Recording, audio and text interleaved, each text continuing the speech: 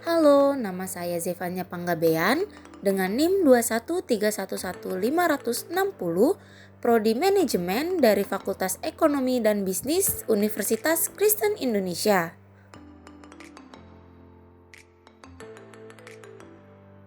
Di sini, saya akan membahas materi mengenai implementasi bela negara terhadap bangsa Indonesia.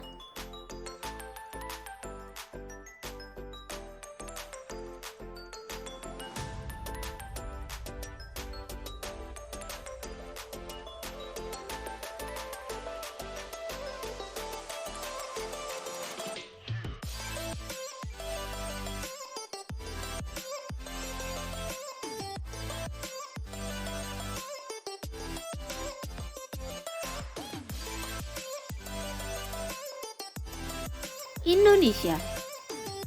Indonesia adalah negara kepulauan terbesar di dunia. Indonesia memiliki lebih dari 17.000 pulau, di mana hanya sekitar 7.000 pulau yang berpenghuni.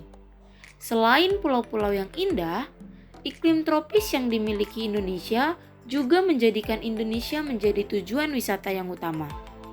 Semboyan Bhinneka Tunggal Ika atau yang bermakna berbeda-beda tetapi tetap satu jua, merupakan semboyan nasional Republik Indonesia.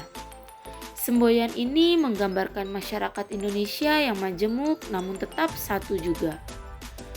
Semboyan ini juga menjadi pegangan hidup masyarakat Indonesia.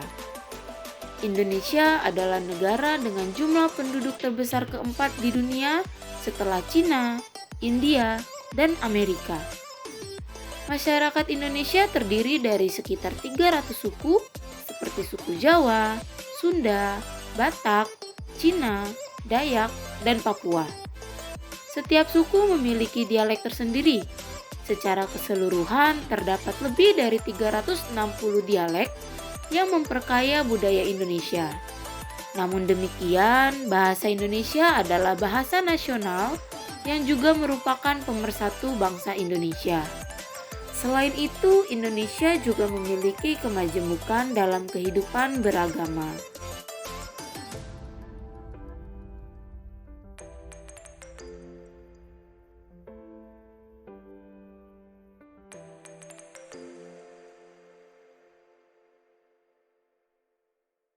Bela negara.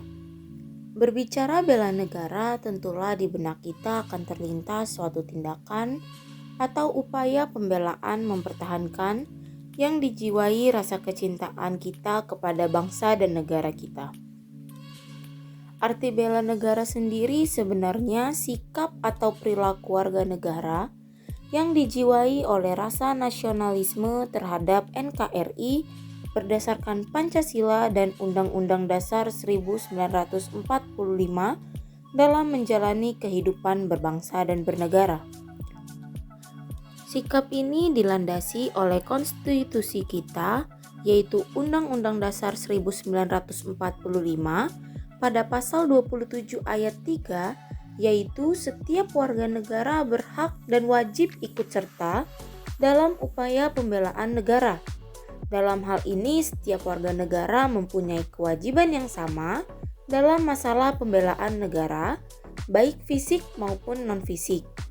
Adapun pengertian fisik, artinya kita membela negara dengan suatu tindakan yang terlihat, seperti misalnya dengan mengangkat senjata, ikut mempertahankan negara, dan untuk sedangkan non-fisik, itu berarti kita melakukan bela negara dengan melakukan kegiatan yang tidak terlihat tetapi berdampak.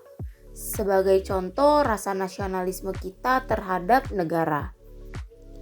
Lalu ada tujuan bela negara, yaitu untuk mempertahankan kelangsungan hidup berbangsa dan bernegara, melestarikan budaya, mempraktikkan nilai-nilai Pancasila, serta Undang-Undang Dasar 1945,